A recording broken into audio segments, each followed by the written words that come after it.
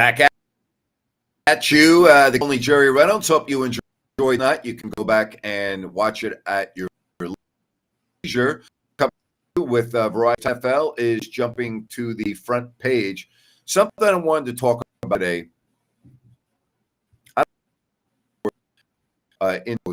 But Ian O'Connor has Raw coming out on Aaron Rodgers. And Aaron for 20 years. Mm-hmm. I met Aaron at the soft tournament. Let me back up for the don't know for a minute, if you would, please. Lay it out.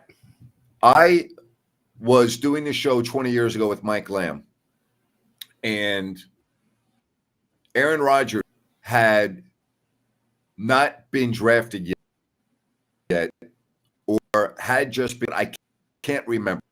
So for all drafted by A, or remember the timetable, all right? So right around those Cal years, entering the NFL. Yes. It was between and his first NFL, the NFL draft. Got it. So Aaron Rodgers came on the show, and I was off that. Oh. And goes, "Where's Grant?"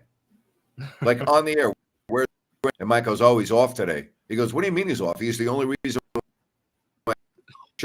Wow. And laughing, he goes, "Oh no, seriously, I love Grant, man. I've watched ever since I was 11, because Aaron was certainly, yeah." He said things. So basically talked about the things for most of the segment. And Mike goes, "We're going to meet Grant the celebrity golf tournament. We're going to be up there and blah, blah, blah." He goes, "Great. I can't wait to meet him." Anyway, I met Aaron Rodgers on the range before he ever took a snap out. Changed numbers, and we, as a matter of fact, when my dad, September 2007, week 2 of the NFL season, 5 days before I was going to serve for the retirement ceremony for the week, mother's house with my dad,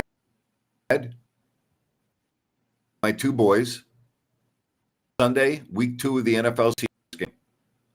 And I remember me and my boys had, and my dad and the kids, we took pictures in the driveway because I was flying home to California right after the game with my boy. So I saw my dad up quarterback to Brett Favre, and I said, "Hey, we're going to be at the game. I know that you're, but I'll yell at you if we get in early." Anyway, he saw me, and as he was running off the field, he came over to her and said, which was, they got a kick out of it. Yeah. And so then Aaron and I, became friends. Sure. We come back and forth.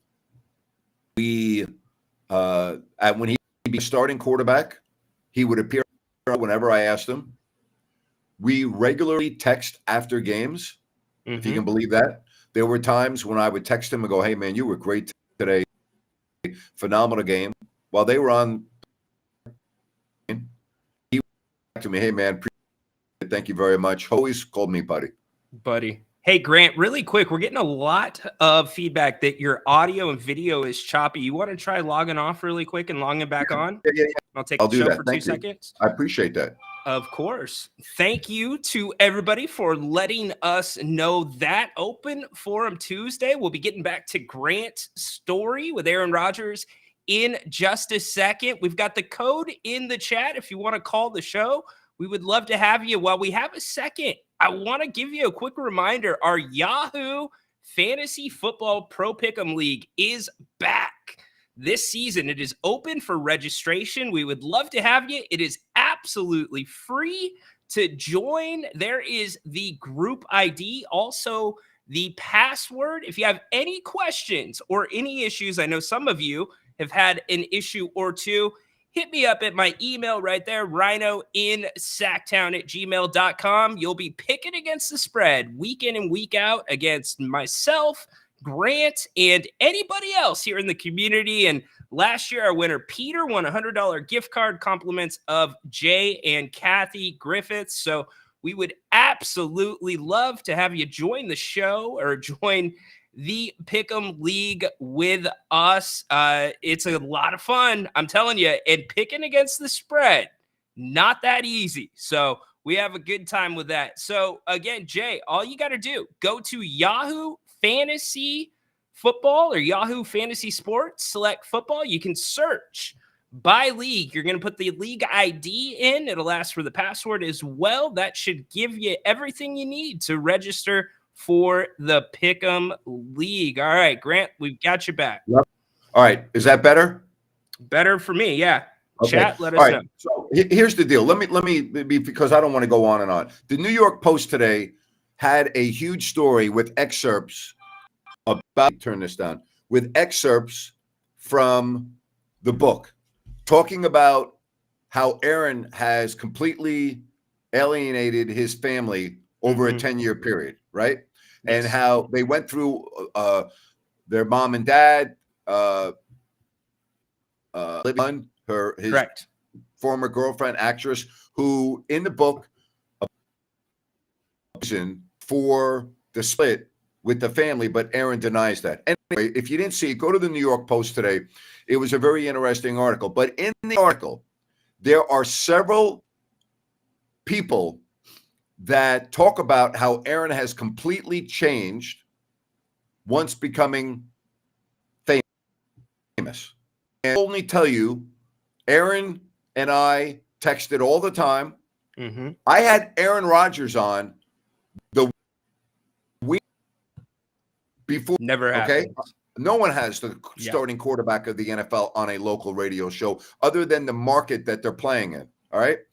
Aaron was the MVP. I had Aaron Rodgers on my show the day after the Super Bowl that the Packers won and he was MVP. Incredible. I had him on my show. All right? Think about that.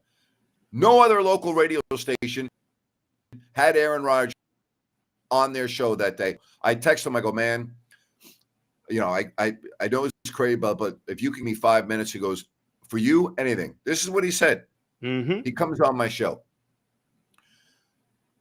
After that, the messages became less frequent. There were times when he would never respond to me. And then I would see him at the celebrity golf tournament.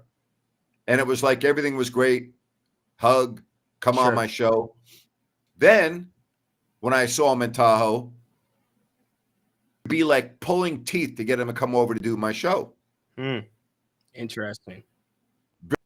Very rarely responded to my. I kept on him, and he changes his phone number a lot, so I don't have it. But he follows me on. We do direct messages. The last time I heard from Aaron was when he was going through the COVID drama for his immunization remark. Remember that? I do. Yeah. And he got killed by Hub Arkish, Pro Football Weekly, and a big football writer in Chicago. And I reached out to Aaron, and I can't even remember what I said, but he said, thanks, man. I really appreciate that. And then he responded to me why he said what he said. That's the last time that Aaron Rodgers has responded, and I maybe 5 or 6 other messages out. Here's the point I'm making. I have, without that story today, and I read a lot of quotes, Aaron is a completely different person, than he was 10 years ago, than he was 20 years ago. Aaron was a very social, gregarious, hanging out at the high limit room at Harrah's with all the guys, staying at Harrah's, to now getting a house on the lake somewhere, and the only time you see Aaron is at the golf course. Okay? I don't know what has caused him to be like that, because I know many other athletes that, yeah, they get famous and all of that, but they don't, their personality doesn't change, right? Yeah. They may go about their lives differently because of how many people come up to them, but their personality remains personality. His whole persona, to me, changed in a span of like 12 to 24 months. And when I read today in the New York Post, I was like, there's any other people that talk about that. His even the general manager of the Packers, Wow. Adam Schefter, sent Aaron a text, right? Yeah. About the Jets, and Aaron responded, "Lose my number," with something else. And the GM of the Packers said, "Well, at least Adam got a response." Incredible. Okay, that's what he said. And so the reason why I'm bringing this up, it's summer, we don't have a lot going on, right? Sure. I want people to understand that once you in the New York Post, which was amazing, and then read the book that's coming out, you will see I guess that's the word, the transformation. The transformation from Aaron Rodgers 20 years ago to 10 years ago to 2024. And I say this being a professional athlete in all sports, okay? Mm-hmm. It's changed unbelievably. Like, for instance, I know Tim Brown very well. I consider Tim Brown a friend.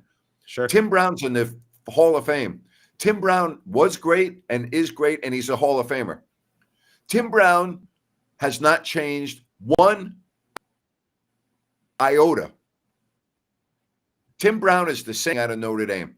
Mm-hmm. There are many athletes like that, Ryan, that don't change their personality. They're not transformed from a gregarious, outgoing, yeah, what can I do for you guy, to a recluse. All right? Totally, yeah. Aaron Rodgers has. And I got to tell you, it's really sad. You know, it's really sad. Is my audio better for everybody watching now? It's still a little bit choppy. The video's choppier, but we can hear you okay. It's just not as smooth as normal. Well, anyway, after the show, I want you to read the story, and then we'll talk about it tomorrow, okay? Sounds great. We will certainly do that. So the Aaron Rodgers thing, to me, Napes, it's one of those things that you just laid out, front row ticket to see what happened with him. But everybody handles things differently. And I feel like there's a give and take that goes on between being famous, being the face of a franchise, and access to that person, being in front of the media. And usually they go hand in hand. In Aaron's case, it flipped on its head. And that's something that, to be so good and so focused in one area of football, but to have everything else so disjointed and carefully orchestrated when it comes to his circles, reportedly. Now, it's very interesting. It says, I think it works both ways with his family. I don't think so. I think this is a one-way street. No, not based on what the article said. I don't agree with that at all, Patrick. I think this is all Aaron Rodgers. And this is an unauthorized biography that's coming out, correct, Napes? By Ian O'Connor. What do you mean by unauthorized? That was what was in the article, because I read the first part of it. Unauthorized, I would believe, means Aaron's not working directly with the author. He might be giving him in the book. Correct. Yes. And so, yeah, okay, I understand what you mean. Yes. So, is he getting paid? Jake says he's getting paid millions of dollars for this. Well, I'm not going to knock him for that, Jake, because there's people that are going to capitalize on that story, regardless of whether or not Aaron gets paid. So you might as well get some money from it.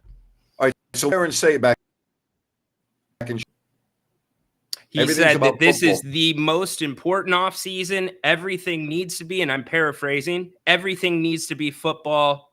You need to be in the building. So this is a guy that blew off mandatory minicamp to go to Egypt. Correct. Once in a lifetime trip, by the way, Grant. Once in a lifetime. Okay. You can Yeah. only go to Egypt and that once in your life? Exactly. Well said. And now this comes out right leading up to week 1 of the NFL in the number 1 media market in the world. And you're coming off of the season where you played how many plays and tore your Achilles? And there was a lot of off the field stuff last season around the surgery, Grant, and, almost like a walking ad for that new procedure. I don't dislike Aaron Rodgers. I still consider Aaron a friend. He pointed, if he was watching right now, to hear my comments. And I would say to him, you know what, Aaron? You're still a person who completely shut 90% of your world because of why. Why? Again, I've been around a lot of famous people who have not changed. But isn't that his choice to a degree?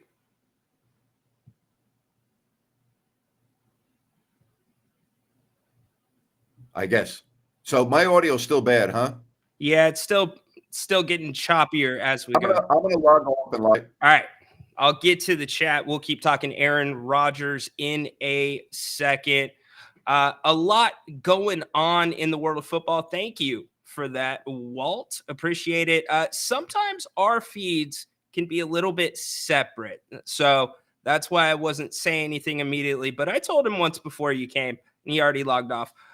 Aaron needs to be nicer to the fans and not rude. I've never had an interaction with Aaron, so I can't say, but certainly the stories, much like Napes laid out and really being candid about their personal relationship, seem to line up very much with that with Aaron.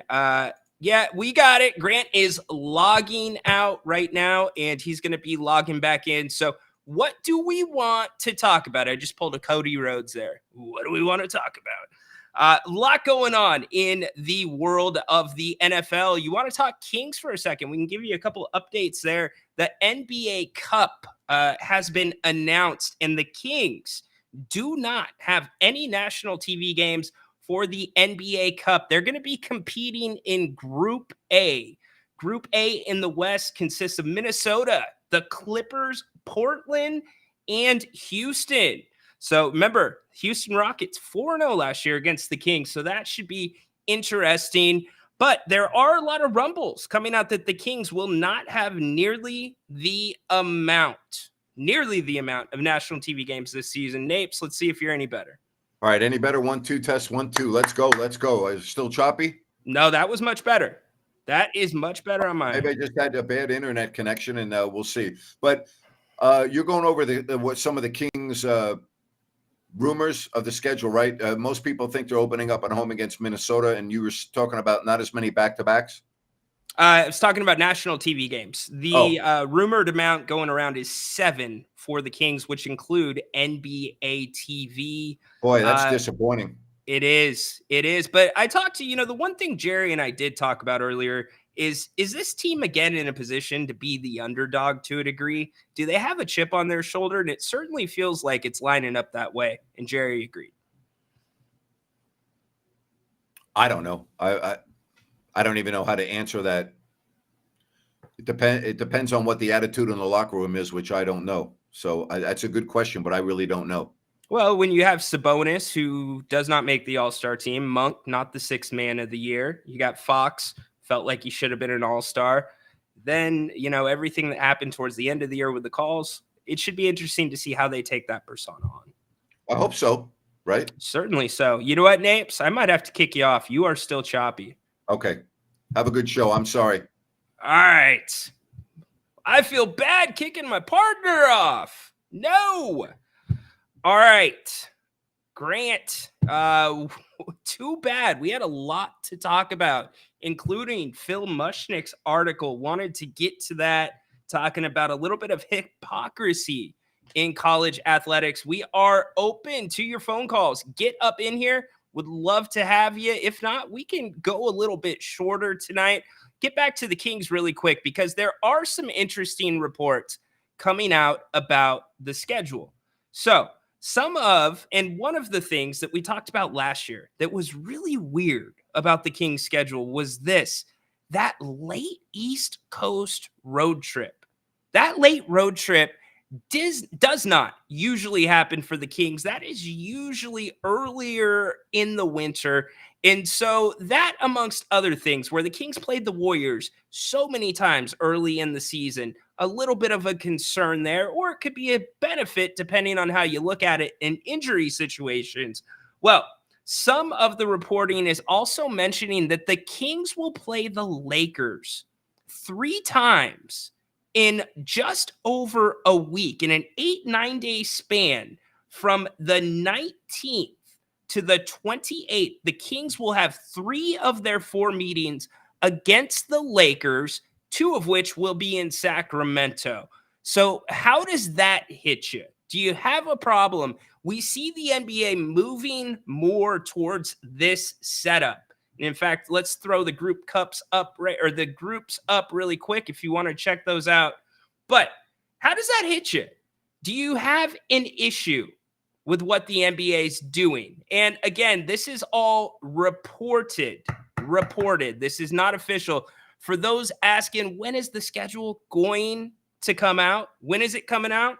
Last year, the schedule came out on August 18th. The year before, August 17th. It should be sometime this week. I would be shocked if the schedule is not out by Thursday. So the talking heads can have all day Friday to digest it and be one of the top stories leading into the weekend. Adam hopping in on the conversation. Agree about the underdog mentality this year, but I think that it's also tied to last year's outcome. Angry fox is a good fox usually. No doubt. Solid point, Adam. I don't disagree with you now. The one thing that I will say, this team has been really focused on what they can fix from within. And when you look at the controllables, and there were a lot of controllables that the Kings did not control last year. Can they improve at the free throw line? Certainly think that they can. There are things, and to your point about a focused and angry De'Aaron Fox, De'Aaron apologized to the fans publicly via social media. And you guys know how De'Aaron is typically on social media. He's a little quiet here and there. There's a different thing brewing, in my opinion. And then you add DeMar DeRozan to this team. We've talked about this at length. But with DeMar DeRozan a part of this group, and we asked Jerry about this earlier today, it was this. Do you think there's a new or a different level of accountability with the leadership in that locker room? And I think there is. And Jerry thought that there very possibly could be as well. So we'll know more as the schedule begins to leak out. Let's bring in our man, Condog. Welcome in tonight. Oh, boy. So I guess a lot of things got announced today because we got confirmation on the new Olympic sports for 2028 as well. Oh, we lay them out. You're our Olympic correspondent. Mm-hmm. We got the flag football. We have the baseball for the men, softball for the girls. We have lacrosse, squash, and cricket makes a return. Wow. Okay. Excellent. Yep. So LA will be busy with a bunch of new sports. Are they removing any, Sea-Dog? That I do not have confirmation of, but I did see the announcements from the committee. So those are confirmed to be added. And honestly, I want to see what the other nations play flag football like. I know how, our guys are going to perform for the most part. But I want to see how, a team like Czech Republic or, South Sudan, I want to see teams that it's not even in their hemisphere if they want to try and make a team for this. Well, it's going to be really difficult. Some of those countries focus on a very, like, for instance, this year with South Sudan, Luol Deng was financing in large part Yeah, their trip to the Olympics. And so could they make a run at it? I mean, the Jamaican bobsled team, that's yeah. always a very popular one with the Winter Olympics. Who knows? But I think there is something to what we kind of hit on last night, and chime in the chat if you agree here or disagree. I think when you look at some of the Olympic sports, you have to ask, are there too many barriers to entry for some of those sports? Can everybody easily access those? And so when you talk about flag football and rock climbing, which was added this year, I think those things are fairly straightforward. Most gyms have a Yeah. rock climbing wall. Yeah, flag football again. You don't need the pads and helmets, so it is a little more accessible than normal Pop Warner would be. Because everyone who's a parent here or has played probably knows how expensive that gets. Yes, no, absolutely. And then the other side of that is you see with the NFL preseason ramping up a ton, and I mean a ton of commercials for flag football. So the NFL is realizing that there is a large group of parents not allowing their kids to play football, being more hesitant about that. So looking for a substitute that is safe, but also you can learn the game a Well, little yeah, bit. the And wear flag is honestly, it. yeah, wear and tear with football, especially if your kid's a running back from Pop Warner, he's going to be a running back in high school, and he's going to be running back in college, and he might just get worn down, but you know before he even gets to the NFL, let alone reaching a rookie deal. It's a lot on a running back with all the hits and the carries and the touches that they're going to need them, especially if he's really good, because he's going to be touching the ball 50% of the time at the lower levels if he's one of those guys. No doubt. No doubt, my friend. Well, keep us posted on what's going to be happening in the Olympics. Appreciate the call tonight, kicking us off. I am ready, and also I'm looking forward to that NBA schedule reveal. I cannot wait. I cannot wait for that. I want to look and see some games I want to pick out. I could be there's a lot of teams I'm targeting, but I got to see the schedule. I got to see the dates, and I might try to see Anthony Edwards this year. Good. Get out there, brother. Well, yeah, I've seen some good guys out. I've seen Westbrook. I've seen Dirk. I've seen Donovan Mitchell, and then I've seen Melo. I'm Anthony Edwards, a rising star. I want to see him. I want to see Jalen Brunson. The Warriors tickets and Lakers tickets are still a little out of my price range, but well, you'll have your. I've seen a lot of them on TV. Yep, you'll have your opportunity. And Anthony Edwards, he likes to play games, so that's in your favor if you end up getting a ticket. Thanks for the call, Condog. Later. Condog kicking us off with the calls tonight. What do you want to talk about? Open Forum Tuesday. Grant was having some internet troubles, so I'll be taking you home the rest of the way. We are brought to you tonight in part by New Works Plumbing. Make sure you give them a call. They are available 24/7. Go to sackserviceplumbing.com. You can reach them at 916-713-1010. Again, New Works available 24/7. Had them out to my house not too long ago. Did a wonderful job. Also talked to us about some preventative measures we could take around the house. So really appreciate that. That is New Works Plumbing. Go to sackserviceplumbing.com. All right, Open Forum Tuesday, up and a rolling. Why don't we change topics really quick and move to this one? Let's talk about Brandon Ayuk. A lot going on with Brandon Ayuk and the 49ers. And let's not just talk about Ayuk. The 49ers, does it feel like things have not kicked off, especially right for this team in a year where it is Super Bowl or bust for the 49ers? Some people might be talking about 2025 already. They're not. They're talking about 2024. Remember, 2025, the Super Bowl will be hosted at Levi's Stadium. But conflicting reports going around. The most recent report is that Brandon Ayuk would like to stay with the 49ers, which is not a big surprise. He's a local kid. He's from Rockland. His mom, lifelong 49ers fan. He wants to play for a competitive team. Now, this has been a give and take between the two sides, and at best, it's been a wooden roller coaster. And I mean a big-time wooden roller coaster from the draft to where we are at now. But Niners fans, this team had 23 players either banged up or out last week. Not to mention Christian McCaffrey being one of them. Ayuk has been a hold in, meaning he is not on the field, but he is in the locker room. He is in meetings. Kyle Shanahan seems to be a little bit anxious, wants to roll with the guys they have, but what's Kyle going to say?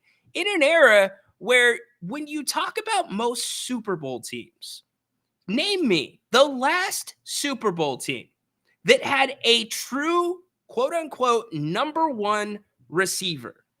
And a lot has been made over Matt LaFleur's comments about number one receivers and making him want to vomit. But to a degree, it's true. Green Bay targets all three of their guys, or they did last year, for over 5 targets a game.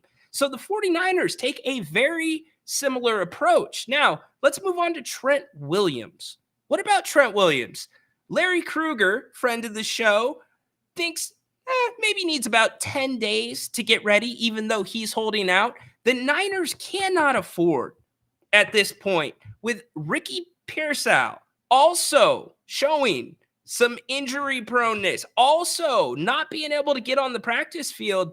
It is time for them to come together and make the deal. And reportedly, there is a deal in place with Pittsburgh with a number that Brandon Ayuk is comfortable with. But why would the Niners do that? Why would the Niners sell an asset for 75 cents on the dollar if they're not going to get what they want in return? Conversely, the Niners have come back to the table with Brandon Ayuk and have upped their offer. And as I started out, the Niners are looking to hopefully keep him here. And guess what? He wants to be in San Francisco, reportedly. So what is the resolution going to be? Can the Niners afford to keep playing this game of chicken right now? Especially, again, as I go back to this training camp has not been exactly how the Niners planned it out. So what's the resolution going to be? What do you want to see happen? Let's bring Jay into the conversation. What's up, Jay? What's going on? Did you say I won something? No.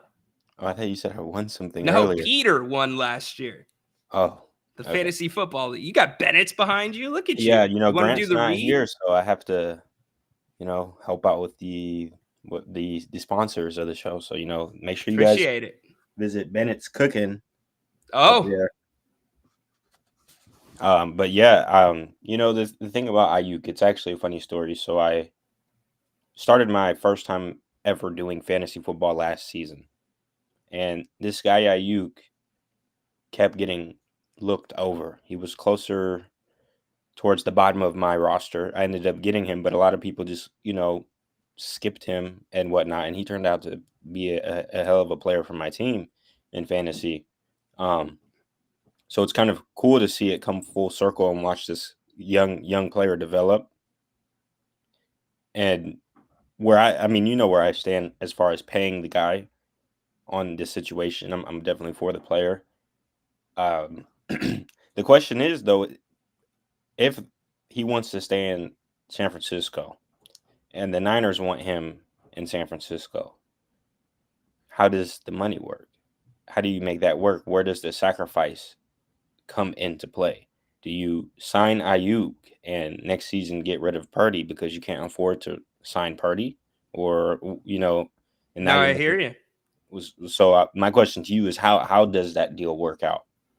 Well, John Lynch has got to get creative. And I think this deal, as much as getting Ayuk on the field, it's also to a degree setting a precedent with this team going forward, because they have paid guys willingly. They have extended guys willingly. They found a way to make it work within the cap because their quarterback, as you said, Brock Purdy, is getting paid 7th round money. And that's not going to be next year. So Brandon's going to have to probably not take the full 30, and they're going to have to get creative. Tyreek Hill got creative with his contract. And when I say the Niners are going to have to be careful, it's because you have Trent Williams, who has 3 years left on his deal, but the guaranteed money's gone on the front end, and now he's holding out for a bigger contract. So I think at this point, especially with the Niners agreeing to have Ayuk in camp and them coming to that agreement so he's not fined, they've got to get creative, in my opinion, Jay. Yeah, it's like, the NFL salary cap rules, you know how that is. Like, Hard cap. Yeah, I'm not very familiar with it, but it is a hard cap. So that's interesting. I don't necessarily know the terms of Tyreek's deal, but how does that work? Like, what do you know what it looks like? I don't off the top of my head. I know that they restructured so it was more friendly against the cap for Tyreek.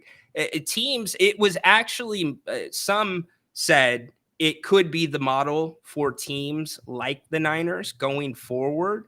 So I'll look into it and get you the exact details tomorrow. Right. And then you have to look at it like, is Ayuk comparable to Tyreek Hill?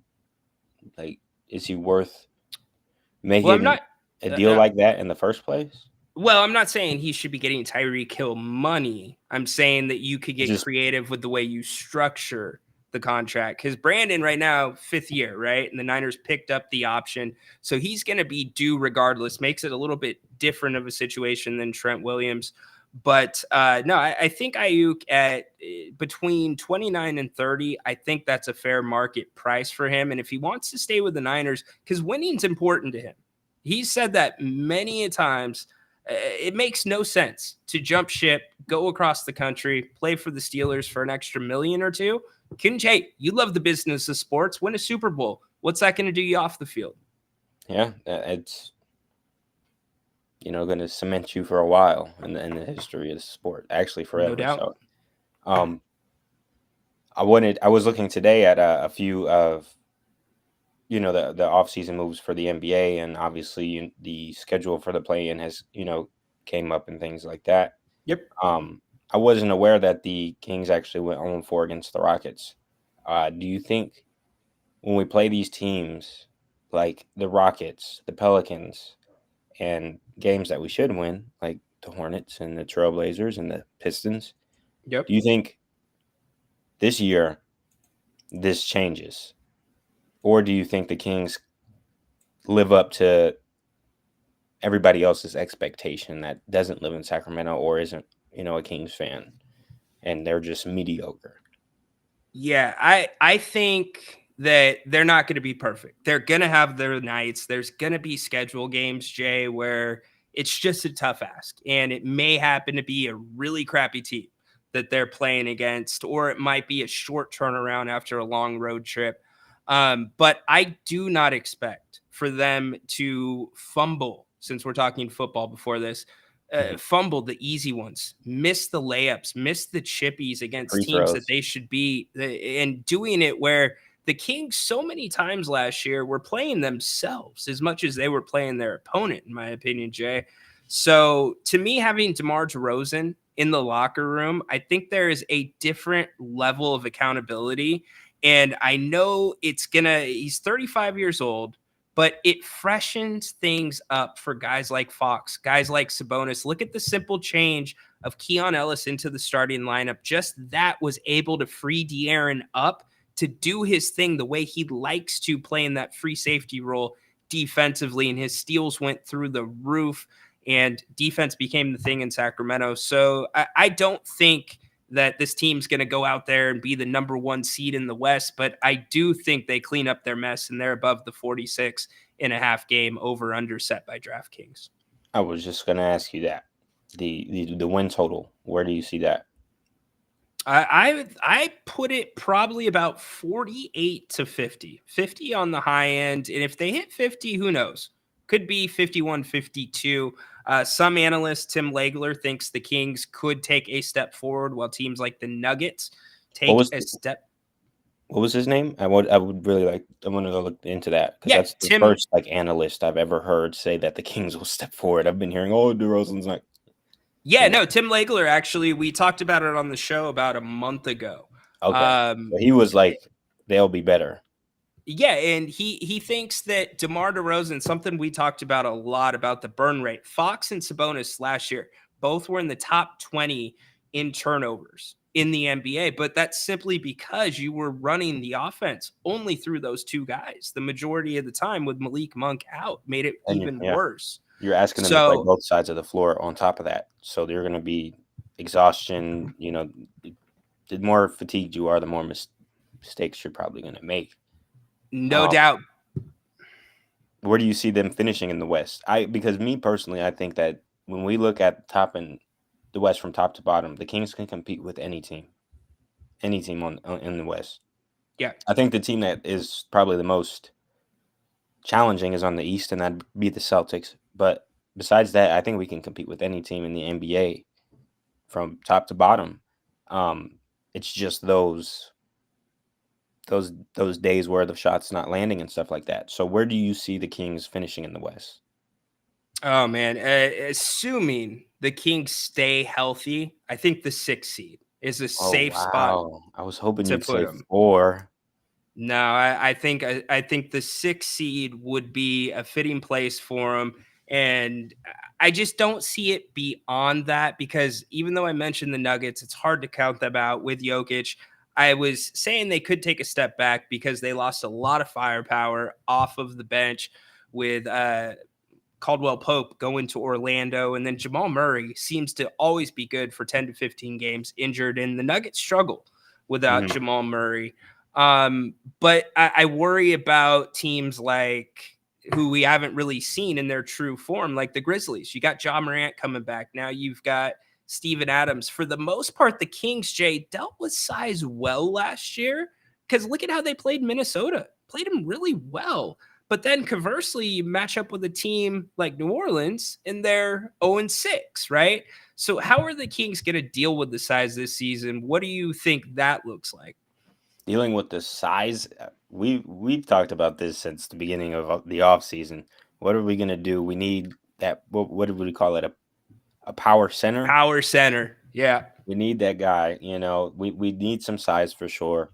It depends on what you deem as size. Is it that 6'8", but you know, like a Bam Adebayo prototype kind of guy where he's athletic and he's a dog pretty much, and he's going to fight with the best of them? Or are you just looking for straight up 7-footers who are long? Picture this: you're sitting at home alone. As athletic, but you're right. The whole size factor with, for example, you brought up the Grizzlies. Ja Morant is going to be Ja Morant. No doubt. You said Steven Adams is coming back. He's done wonderful things in his NBA career as a role player, but I wouldn't be too concerned with him. You know, no, Zach Edey. We'll see how he does. That he did all right in the summer league, which was good to see. And yeah, you're right. Those teams with size, the Pelicans and the Timberwolves, those are probably the two most sizable teams in the West. And it will be interesting to see the lineups for those games. 100%. Especially when your sixth man is Naz Reid, which is another center for the Timberwolves. And arguably, they play better with Naz Reid on the floor. Yeah, that's very true because he can stretch the floor more than Gobert can. You put Karl Anthony Towns and Naz Reid in there, you got two centers who can shoot to three. So, you know, it's tough, but at the same time, it's like I've talked to Grant about it, and I'm pretty sure I brought it up to you before. But when we were talking about getting Kyle Kuzma, people's concerns was he can't shoot the three that well. And I said, I don't really give a crap how you score if you're scoring 23 points a game. I don't care if they're all free throws or if they're, you know, all layups. It doesn't really matter to me. You just dropped 23 points a game. So you're affecting the game for sure. Yeah. But with that being said, matchups affect the game. And that was a big issue against teams like the Pelicans. So although they may have us beat with the size and the length, maybe sometimes athleticism down low, we can beat them on other sides of the ball. Do you, And you get where I'm going with that? yeah, no, totally. They have to deal with your strength as well. Totally get that. Right. So Kyle Kuzma, the shooting was not the problem for me. The problem was physicality. And so I just didn't see it. And I know this team is looking to still be impactful on the defensive end. It's not going to be a defensive team with the signing of DeMar DeRozan. But the one place where the Kings thrive is transition. And Kyle Kuzma sometimes is a ball stopper in transition. So it'll be interesting. By the way, here is Tim Legler. Let me play you a clip really quick. Would consider them true title contenders. They were on the fringes. For Harrison Barnes to DeMar DeRozan, that's an upgrade. Is it a good fit? They've got to restructure their offense to a certain degree. You can't have DeMar DeRozan out there kind of spotting up, standing around, waiting for De'Aaron Fox and Sabonis to run their action. Now, DeMar DeRozan is a really good dribble handoff player in terms of receiving dribble handoff. So there's going to be stuff where you can run it twice from the same possession. You know, you come down, you run some Fox and Sabonis action. The ball ends up back in the hands of Sabonis a lot of times out of that action at the top of the key. And then he will run quickly, do a dribble handoff on the opposite side of the floor. Sabonis probably next to Jokic. I don't know the numbers on this. I might be making this up, but it seems to me is the second most usage rate with the DHO behind Jokic. Anybody in the NBA. So he continues on to your point about other teams having to match up with the Kings. Having DeMar on the floor now with the Kings, to a degree, can open new things up for Sabonis in his strengths, like crashing the boards, because there's going to be times he gets doubled while running the DHO. Kevin Huerter, hello, welcome back to the party, pal. You're going to have DHO opportunities, and that's where he thrived in 22-23. So that's what this entire dynamic, that's what makes it so interesting, Jay, because so many things can be fixed strictly by the Kings. It is a great point. The double team off of the DHO or the crashing the middle, clogging the paint so DeRozan doesn't, get an open lane or he can't shoot the mid-range would, allow not only for a pick and roll action essentially with Sabonis. It's kind of like pick your poison out of the DHO. Yep. But we'll also have that rebounding, what do you call it? Prowess, I guess, because obviously Sabonis did phenomenal rebounding, which a lot of people complain about how Sabonis shot the 3-ball at a very high clip. When he does shoot those, he's pretty much 100% of the time wide open, right? So that's why it's so high. He's also shooting maybe one or every other game. I don't know the exact stats. He's only shooting like 1.3 a game. Yeah. So there you have it. And the reason why he doesn't shoot that much is because we don't have anybody down there to go and get a rebound besides him. You're taking your center. You don't want Sabonis out there shooting a ton, but what you want is Sabonis being able to confidently step into one and knock it down, because he's a great decision maker. He's just a slow decision maker sometimes, Jay. So it opens everything up. If he can maybe take 2, 3, 4 mid-range and threes together combined a game where he's stepping into it, because then he's a legitimate threat from out there. You don't just guard a spot anymore. You have to guard the man. Yeah, that's you're putting essentially the 5 on their team, the center, out on the perimeter. So Correct. Now you're opening up, like you said, a whole bunch of other things. Not only that, but the 9 times out of 10, most centers aren't very good at perimeter defense. Correct. Well, if we can hopefully evolve Sabonis's game, I don't know, maybe get him a little step or two quicker, then you could run almost an ISO from the wing with Sabonis. I don't know. That's a long shot. But I would say just the pick and roll game. The one thing, and I asked this all last season to people around the team, people that covered the team, I said, do Fox and Sabonis make each other better? Absolutely. And I got a mixed answer. So what's your answer to that? Do they make each other better? Absolutely. I would say, you look at the trade from the Indiana Pacers 2-3 years ago for Halliburton for Sabonis. Halliburton definitely has a more assisted mind to his game. And what I mean by that is he has a great feel for finding his teammates. De'Aaron Fox took a little bit longer to get that feel, but Sabonis already has that. Sabonis is a team player. So you're essentially trading off something that De'Aaron isn't necessarily fully built around and bringing that in for him, and a great player at the same time. So absolutely, I think they complement each other. What do you think about that? I think that Sabonis absolutely makes Fox better, but I don't know. How do I want to word this carefully? I don't know that Fox is getting the max output from Sabonis of what they could be doing together. And I point directly to the pick and roll game. Look at how well Monk and Sabonis play off each other. Sabonis knows how to play the pick and roll game. For whatever reason, it is not meshed particularly well with Sabonis and Fox. If they can unlock that, that changes everything. And it's just another layer to it. And so I would say the jury's out if Fox makes Sabonis better. But I think still that's why a lot of the experts in the offseason, Jay, said, are you worried about the Kings that they have hit their ceiling in terms of talent? Like, this is the best this team can be together.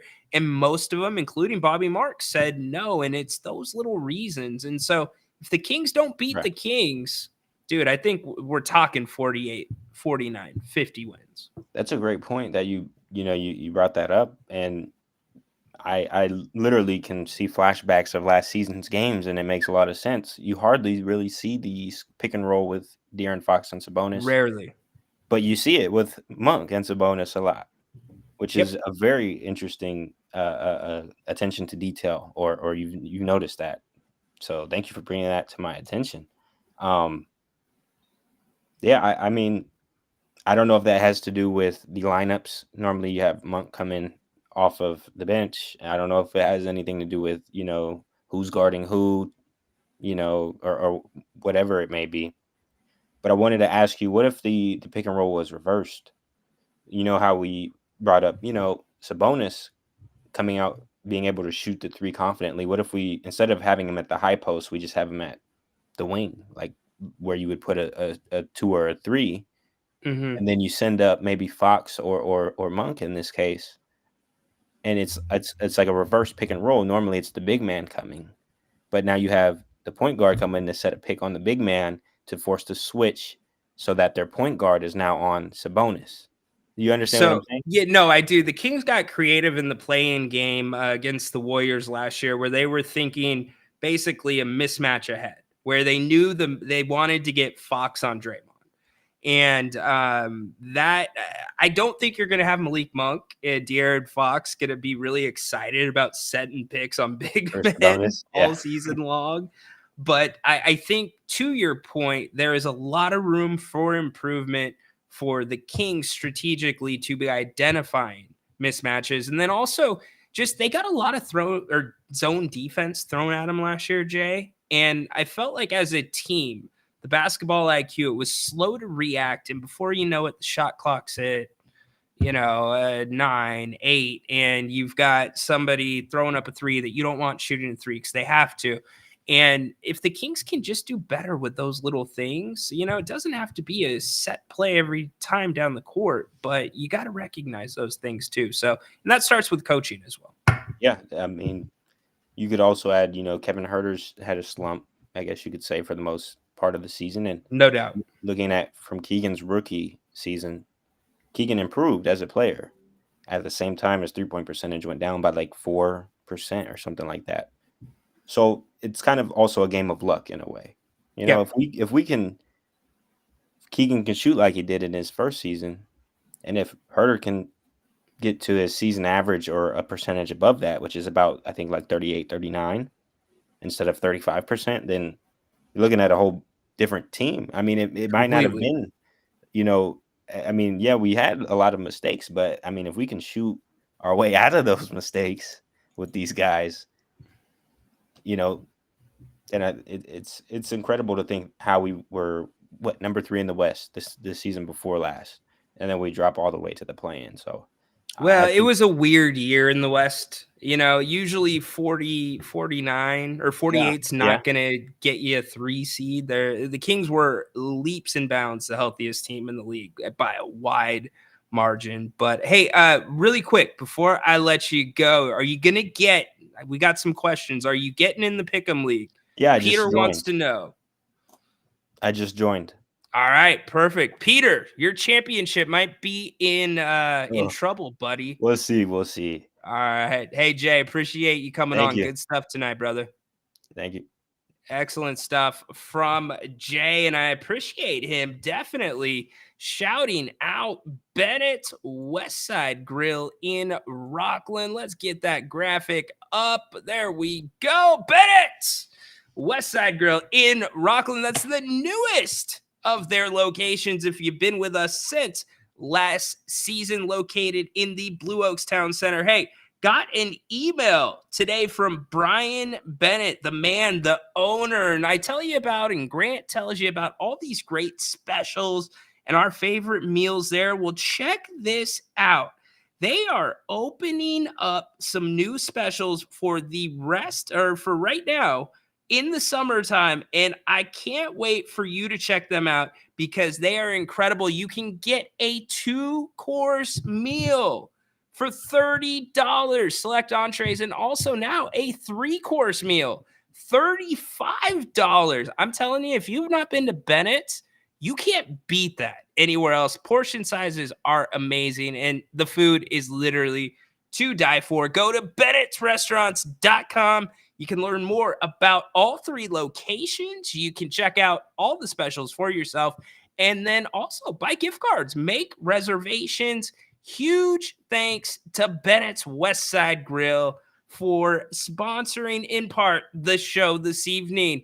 We started off with Napes and we lost him along the way, but I can promise you this, we will be back tomorrow night, 8 o'clock. Make sure that you are here. We will continue. I really wanted to dig in to that conversation about Aaron Rodgers. We will continue that and also talk about maybe some new developments with the 49ers. We will also go over a really interesting article from Phil Mushnick in the New York Post.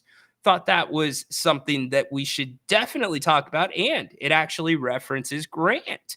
So go check that out. We'll break it down tomorrow. I told you already, make sure you join our fantasy football Pick'em League. It is completely free through Yahoo Fantasy, the group ID, password, all right there for you. Shoot me an email if you are not able to get in, but it sounds like everybody has been able to so far. We're looking forward to that. Totally free to join and always a fun time. It is our 3rd year doing it. So looking forward to this season. We're picking against the spread. And make sure, by the way, give us a thumbs up if you haven't already. We really appreciate it. And if you are not subscribed, scan that QR code.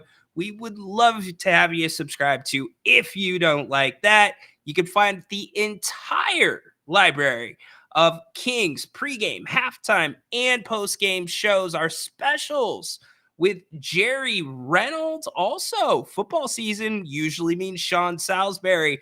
All of it lives there. So make sure you go check out If You Don't Like That on YouTube. Appreciate everybody for being here tonight with us. Sorry for the tech issues.